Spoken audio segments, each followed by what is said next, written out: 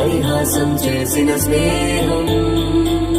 పొత్తులు దాటి హద్దులు దాటి జగములు దాటి యుగములు దాటి